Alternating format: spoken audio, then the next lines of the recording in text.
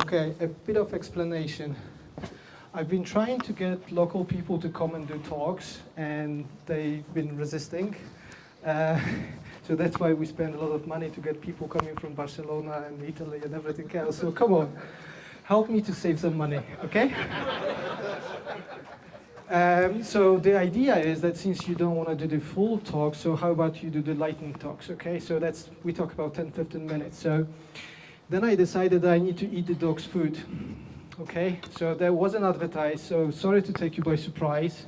You can run away if you want now, okay? So this is going to be sort of like a quick and short look at ReasonML, okay?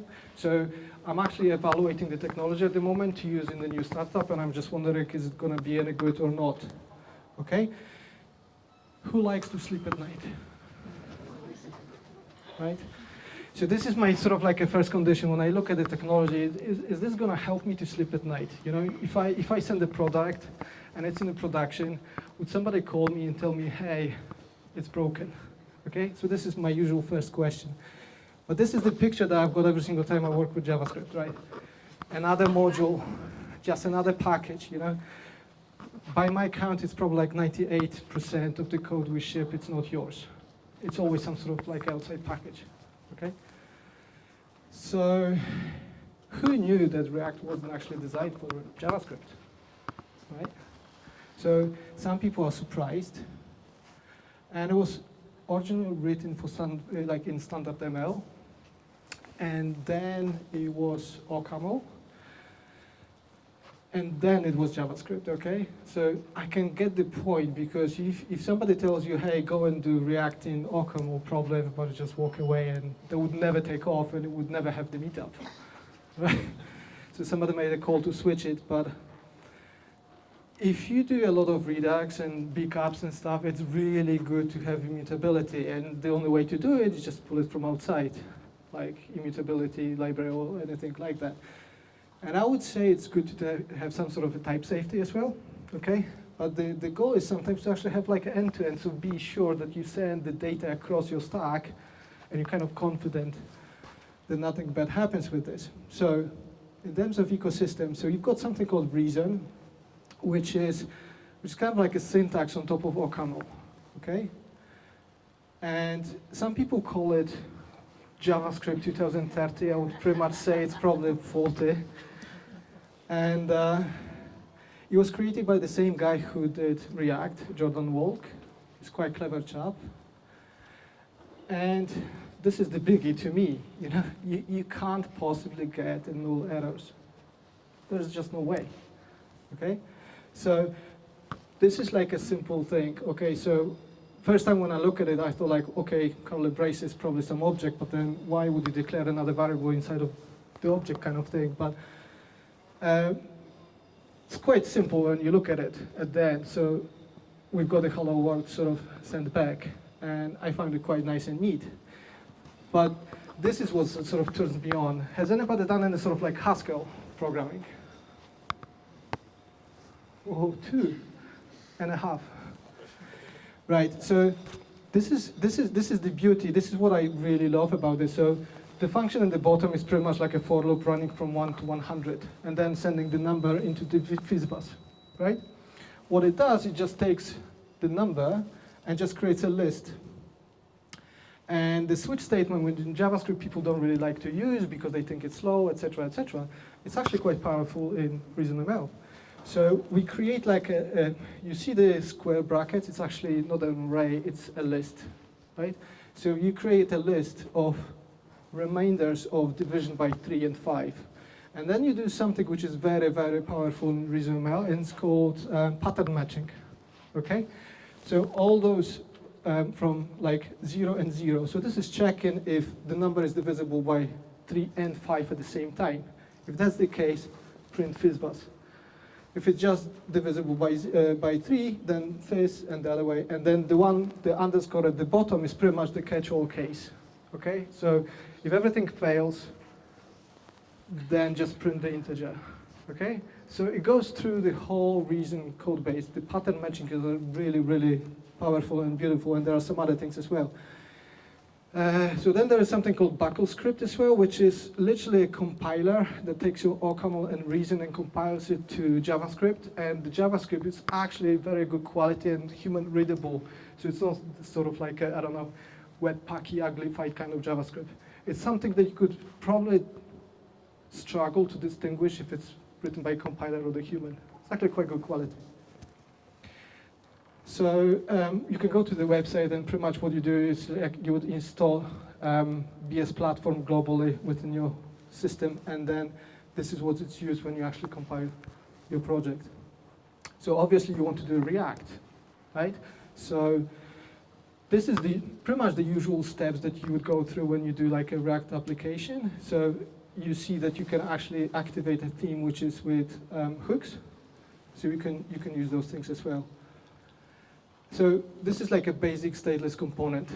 Basically, you've got a make function, which is kind of like pretty much defining the way the sort of like when you do the functional component. So this is pretty much how to put this? I don't know. I'll figure it out. But you see, you've got hooks. Right? So the difference is that in use state, in this case, you don't pass the value, you pass the function that returns the value. You can't just put the value, that's the only sort of difference.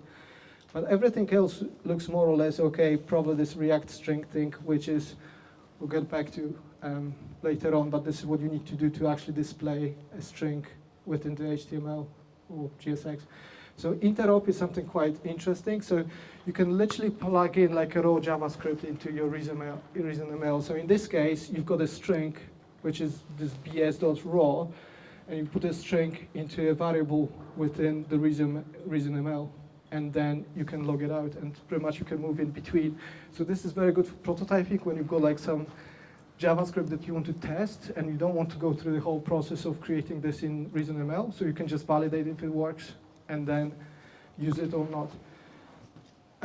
But you've got an option to use something called external, when you can pretty much pull, like, in this case, we're pulling a random function from the math object, which is a global object, and then you can literally use it within your code base. And it's quite neat. So any outside libraries written in JavaScript, Firebase, you name it, you can pretty much do the same thing, do authentication and everything else. So then the Tolink, what's quite nice is that you still got the NPM and Yarn kind of environment. You've got the Reason React, but Preter is kind of by default. You actually have it built in. You don't have to add anything. ESLint, Babel, it's all kind of part of the package, and you've got hooks if you want.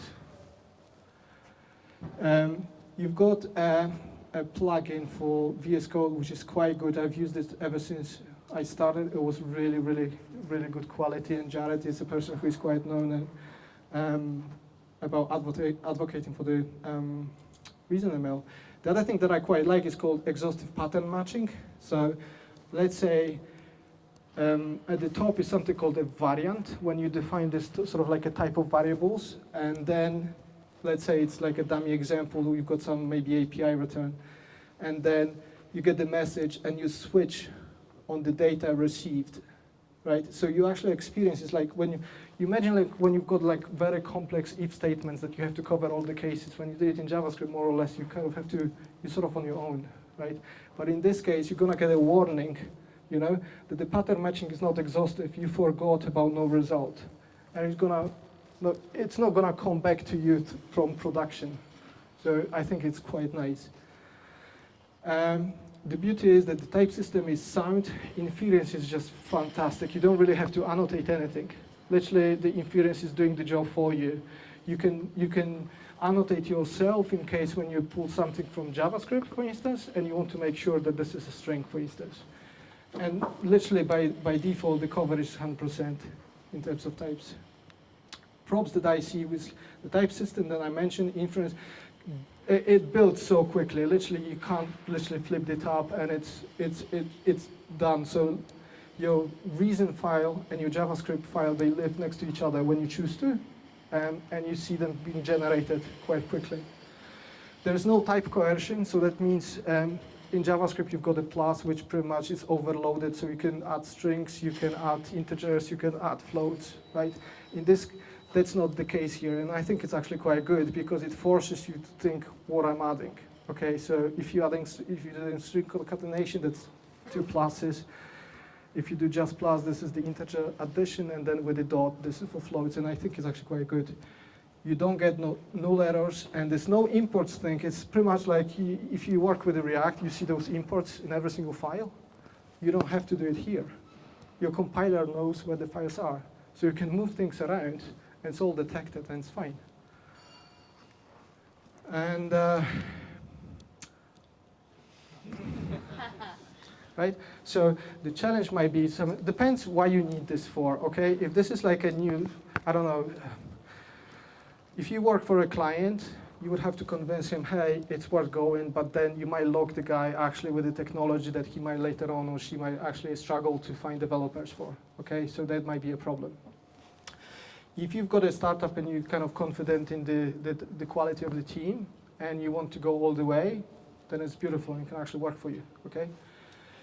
But I think it's actually a good thing as well, because there are so many people out there that look for a challenge. And what I've seen, if you're a very decent JavaScript developer, you know your React, you're gonna need a week to be productive and you can start shipping code.